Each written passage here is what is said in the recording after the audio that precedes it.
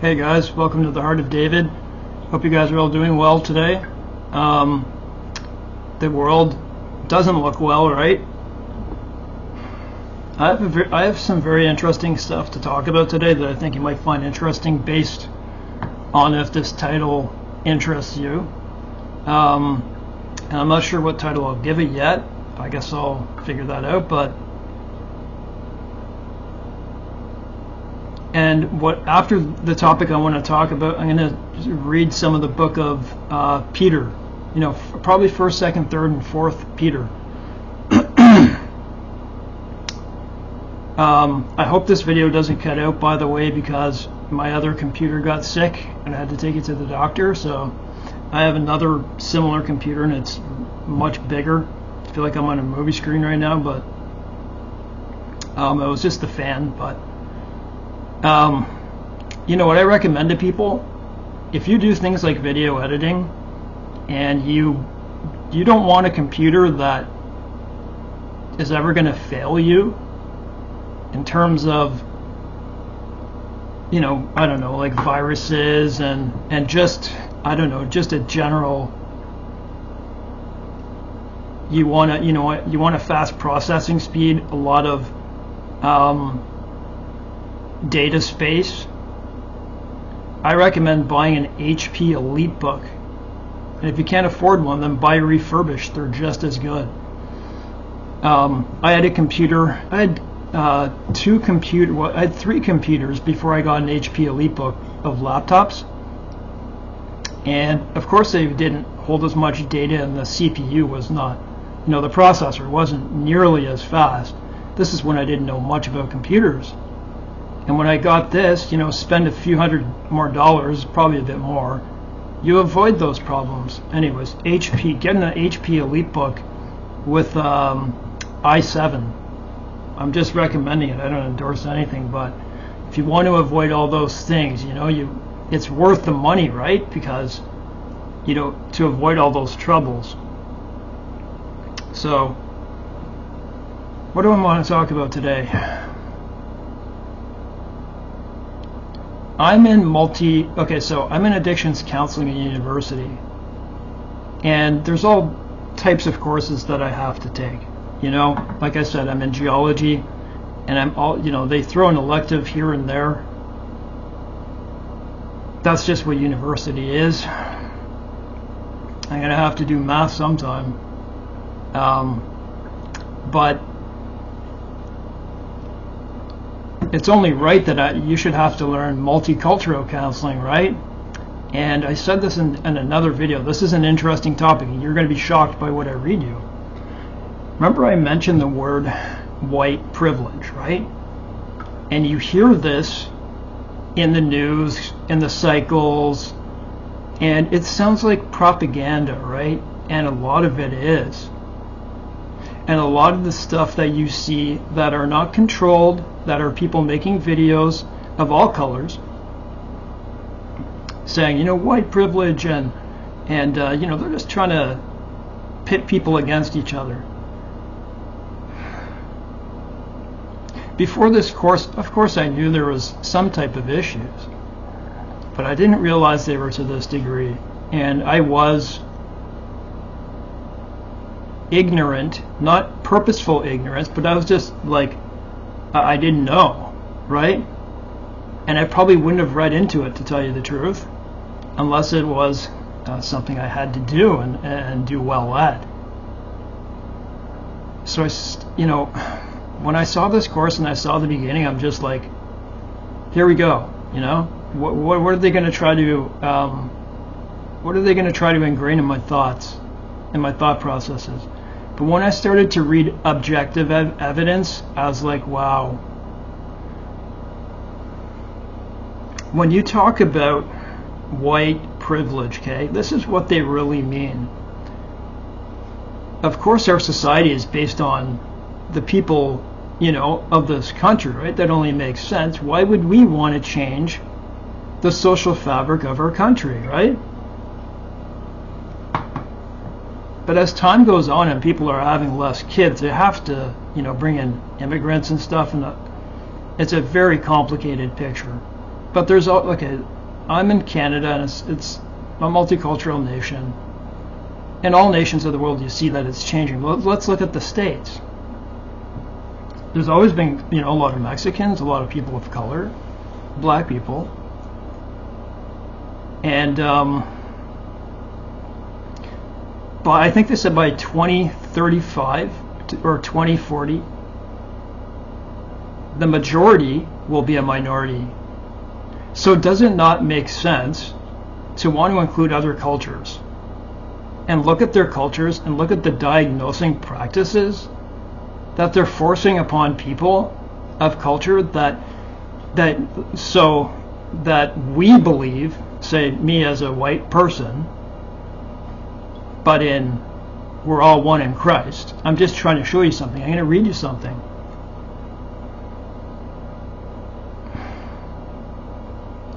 Our view, our psychiatry, our DSM, the Diagnostic Statistical Manual 5 or 5TR, doesn't fit other cultures.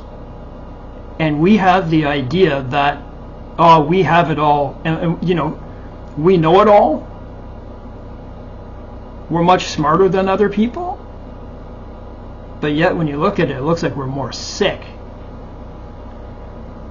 And one of the reasons for this is, and you know what, not only are we, as a Christian, I wish I was never born into this era. To see the end, yes, but not to see the development of psychiatric medicines, all the Freud and all the evolution and all this type of stuff. It's really damaging to the mind. It's damaging to the soul and spirit, because a lot of the stuff isn't even true, and it is spiritual.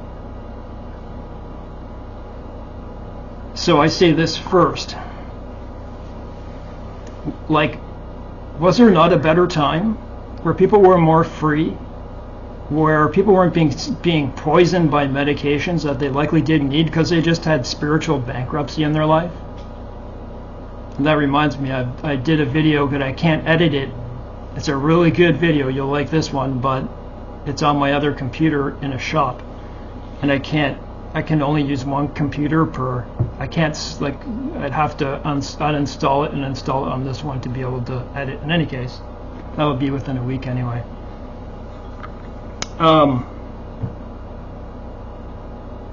What was I saying? Not only are we, oh yes, so it's not really until like the 1950s, yes, they were looking at people probably from the 1650s, and a very small minority of people. They were investigating, they were researching psychology and all those things.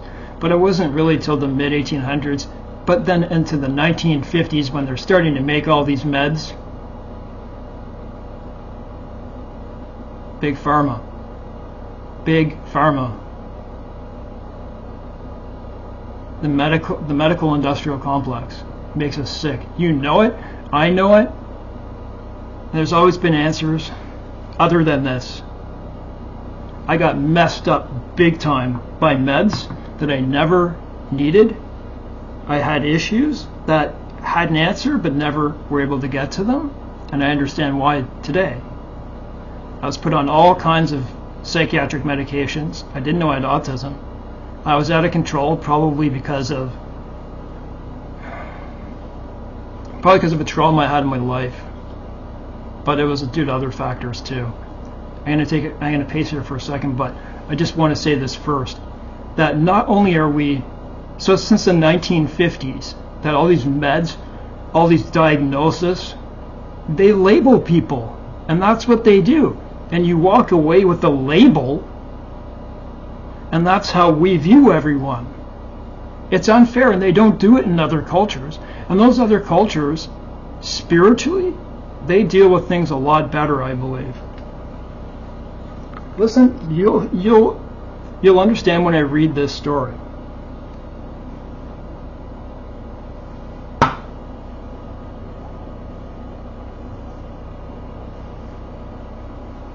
And the story that I'm going to read, you're going to say, well, that's older. Well, this was a normal story back then. It was not atypical.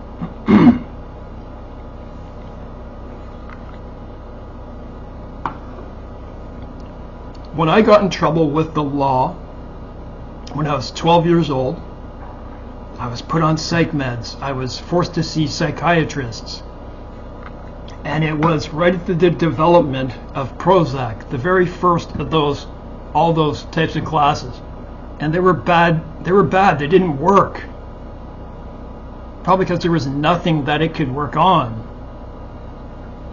One thing leads to another, and then I start labeling you with different things.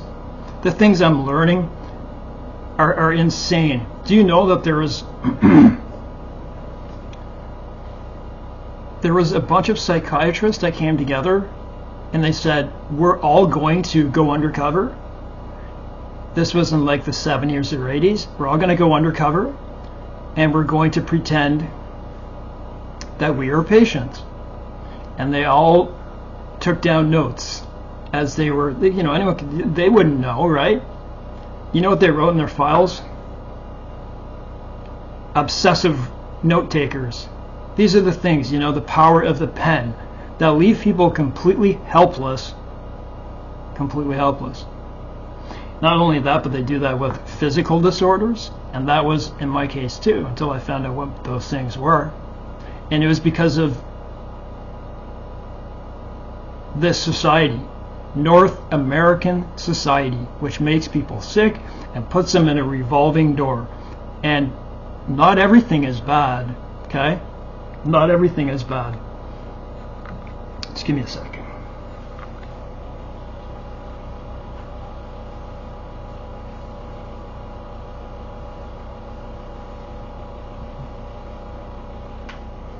So not only do we have this in our society of psychiatrists and this and that, you know what? To see a psychologist here is like $300 an hour. What is that? It's no different with counseling, therapists and stuff like that. Who the hell can afford that? And I know there's insurance and stuff like that, but who the hell can afford that? I think they have the model all wrong. But you still have to know many things that, there are many things that they get right too.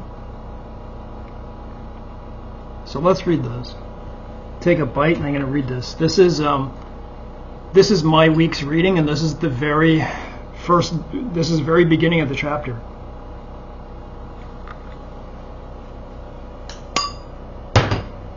This will make you feel sick.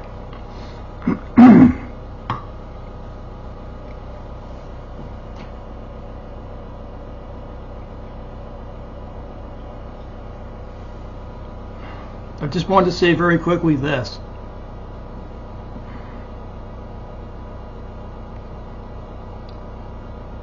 There is a person I'm talking to that is suffering a lot in dementia. It's coming on. Losing memory. And I made it clear to them that it's all the more now's the time to accept Christ. Pray for this person, please, because they're about to accept. Please say a prayer for that. So, bias in service delivery. The following case study of a Navajo male was diagnosed psychotic. First described by Jewell in 1965, is a classic example of cross-cultural misunderstanding and bias in the delivery of mental health services. Case study 1. Bill was a 26-year-old Navajo man who had been hospitalized as psychotic in a California state mental hospital for 18 months, a year and 6 months. Little was known about him on admission. He had been jailed for bothering a woman dressed in white he had mistaken for a nurse on a street corner in Barstow.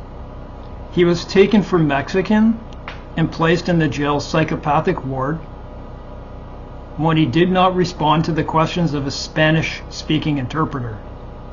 He appeared anguished, kept repeating the phrase, "me sick," was diagnosed as a schizophrenic catatonic type by the medical examiner, and it was eventually sent to the state hospital. There he was taken to be Filipino, but he didn't respond to questions in that language either. He appeared confused, dull, and preoccupied. He kept repeating the phrase, "I don't know," seemed anguished, and was believed to be hallucinating.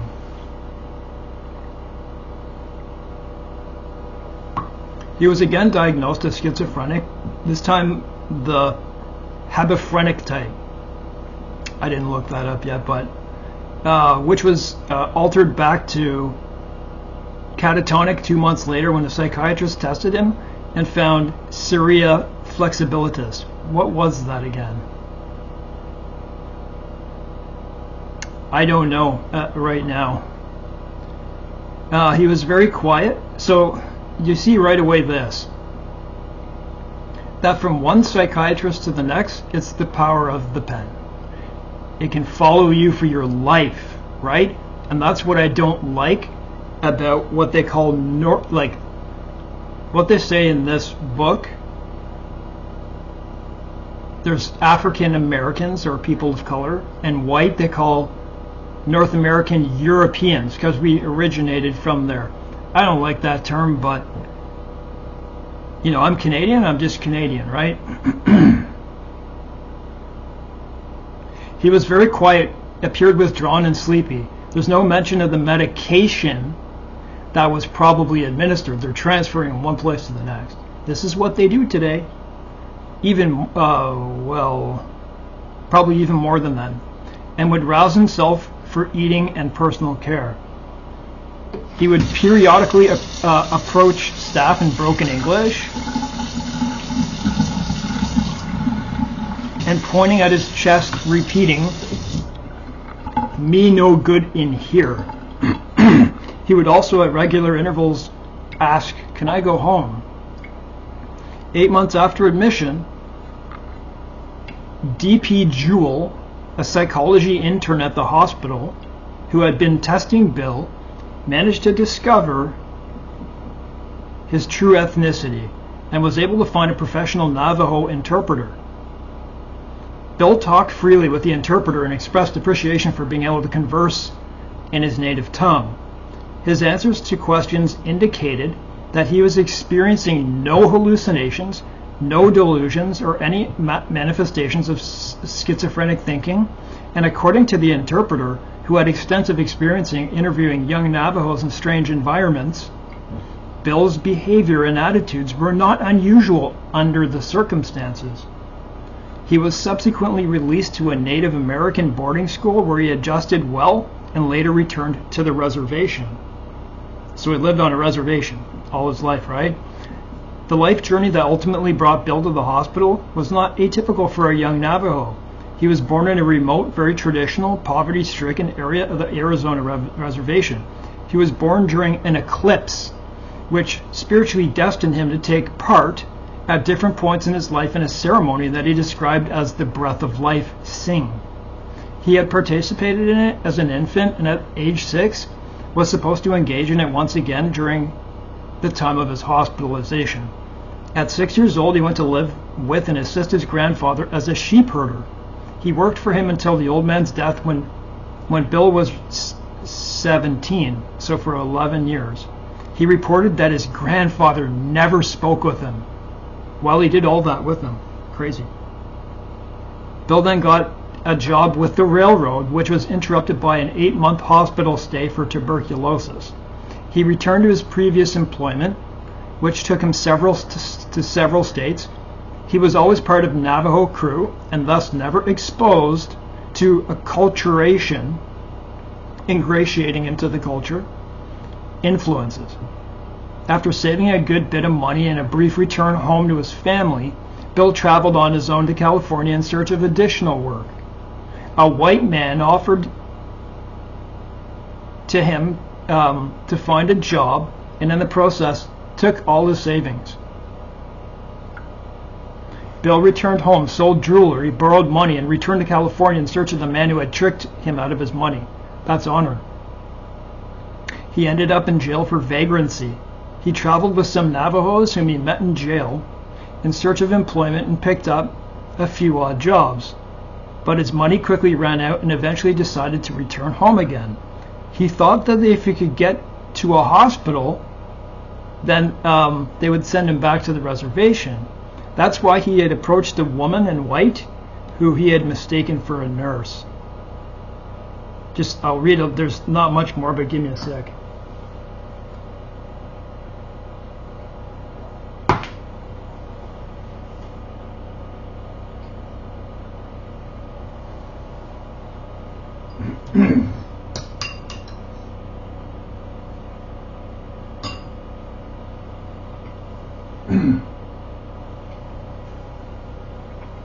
North American society is sick, and we have no idea how other cultures are working and how they work out things in their life.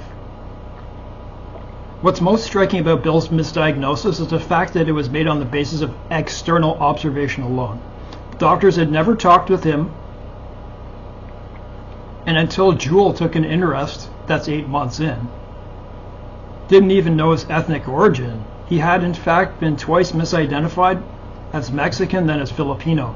The doctors first assumed the existence of serious pathology. If he's here in a mental hospital, he must be crazy. This was earlier. This took place, I believe, in the 60s, as it said, or I don't know, 70s, but whatever I said. These things still go on, believe me. Maybe not to that, not with that, but because I've been forced not to do those things. But you know, I passed a kidney stone at the volunteer place yesterday. I'm saying that because I have a lot of abdominal pain still. I did.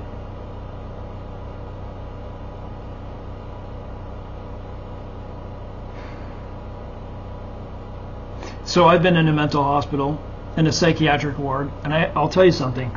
I'm not ashamed. Why am I not ashamed to say so? I'm not announcing it from the rooftops. But number one, it might attract more people to Christ, so they're not ashamed. Why would I be ashamed anyways? Why would I be judged by you? Right? God is the judge, as Paul says. And while I was in there, for suicide, suicidal thoughts, suicidal actions due to my pain and earlier in life, even before that. I can tell you something, that I saw people coming through there. Most people are normal people that you see out in society.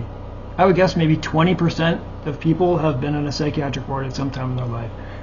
That's not I'm not saying that's empirical. I'm not saying that's what it is. I would have to look that up, but it's quite a lot of people.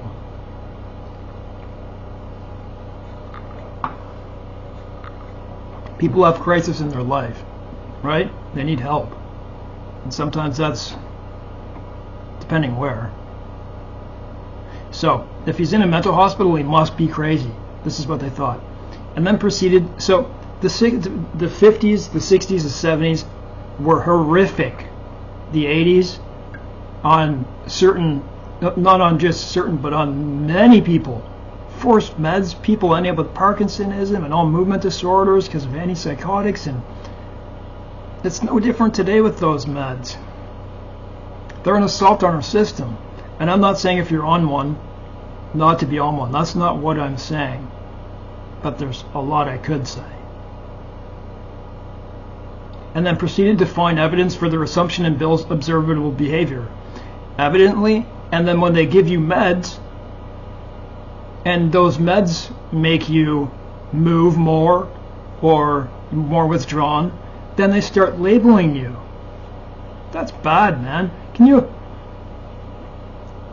No wonder, like maybe the Chinese, people of color, Latino, and other ethnicities don't want to go near our hospitals because of such things.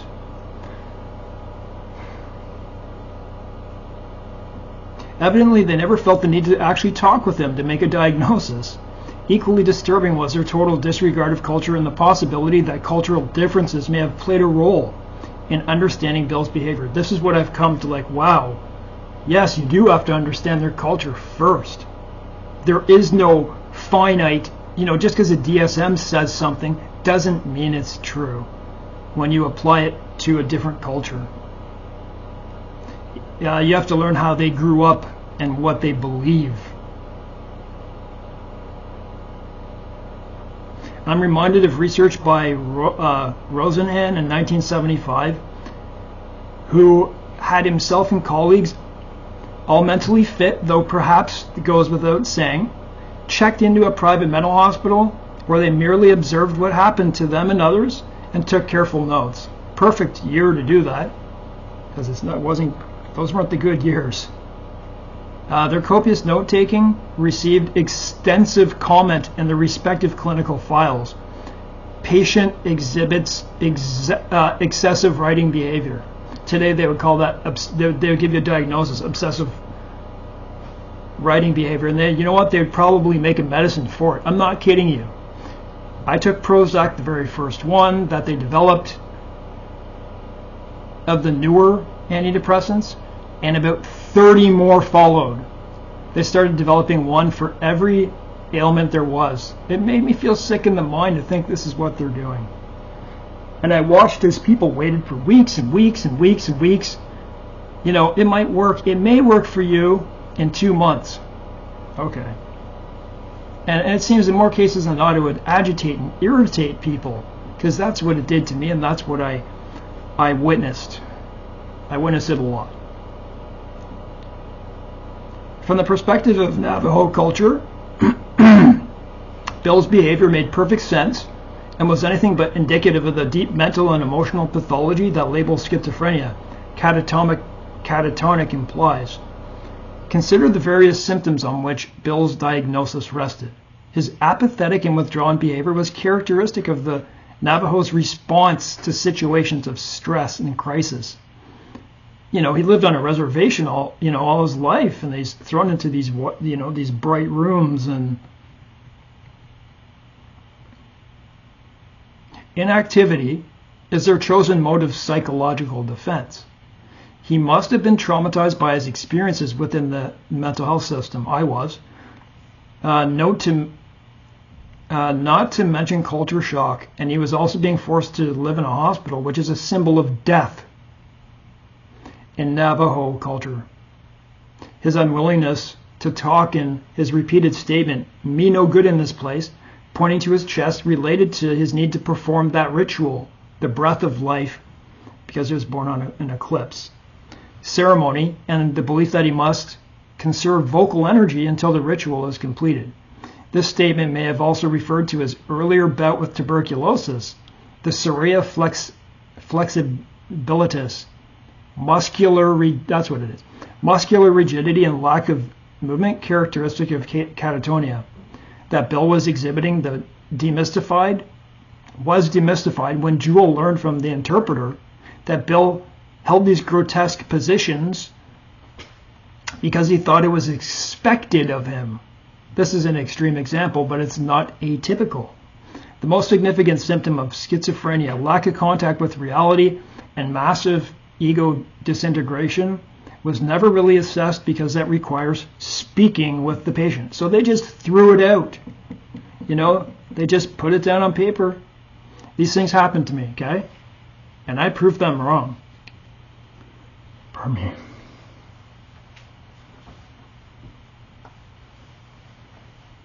This is this is a spiritual issue, and it does have to do with God, and it does have to do with God, because these things are making our culture very sick. So listen to my story. There's still a little bit more, but there I was 90 pounds, lying in a bed and I had tried to take my life because I had undiagnosed full body intractable pain, of which no one ever helped me with a diagnosis, no matter how many times I went to the pain physicians. I tried to take my life. It ended up very injured twice, in a position where I wasn't eating, drinking, with the worst disease in my spine, adhesive arachnoiditis. I couldn't walk, and I wasn't speaking anymore. And I wasn't speaking because every time I spoke, it would sap my energy. I'd get massive spasms, and I couldn't breathe for like minutes at a time. I was so tired, and I wasn't sleeping. So they wrote in my chart, I'm not kidding you, possibly narcissistic personality disorder. That's what they put. Poor prognosis. What else did they say? Somatic experiences. Like, yeah, I'm just, and there I am lying in a bed, and they know full well the damage that occurred to my body not many years before. It's all in the files, but they threw out those things. And later when I saw them, it made me really, really feel sick to my stomach. So I'm on here with NPD doing this with...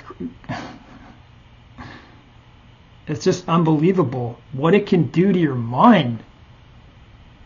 This is why I hate the system, and I believe Christ hates it probably much more than I do.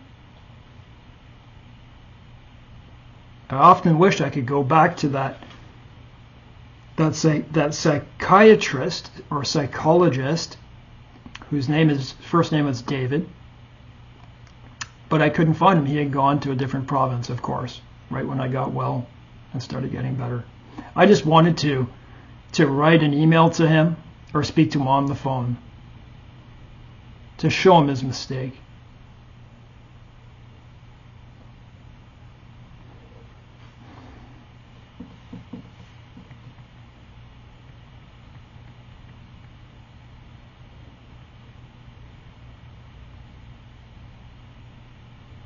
Bill's experience with the mental health system, although perhaps extreme in its absurdity, is not atypical. In a variety of ways, mental health professionals have repeatedly introduced bias and cultural insensitivity into their work with culturally diverse clients. Ethnic patients, in turn, have responded by avoiding such services whenever possible. Do you understand? They don't trust, and for good reason. Whenever possible, and resisting them when they are not voluntary. The result has been systemic underuse of services by clients of color. So as you can see, there is a need to develop a new system that helps and understands their culture. And the more I read, the more I'm like, wow. So that's what I wanted to say. Being honest with yourself is the best thing you can do. And so in this course, I'm like, did I ever have issues with black people? Did I ever have issues with other people? And so, when you don't understand another culture, you never speak with another ethnicity, race, if you want to call it, right? We're all just human beings. That's all we are. Tower of Babel, right? They split us all up. Before I ever was interacting with people of color, sure, I had ideas, but I wasn't racist, though. But we do all have our prejudices and probably some degree of racism in us. And I'm not talking about the ones that they try to tell us we have, right? Though that's just propaganda. To be honest, I don't think this is ever going to be solved. Look at the time we're in. And you understand that I believe the Antichrist is here and the false prophet together. So there's no way that it ever could. But I wish it could. But in the kingdom of heaven, it will be. We will all sit together at a table. And over there will be Paul. And over there will be Elijah. And then Jesus Christ, of course. I don't know if I have time to read any epistles, but I suppose maybe I'll read one or two. You know, I felt quite resistant to this course that I'm in, because I thought, I don't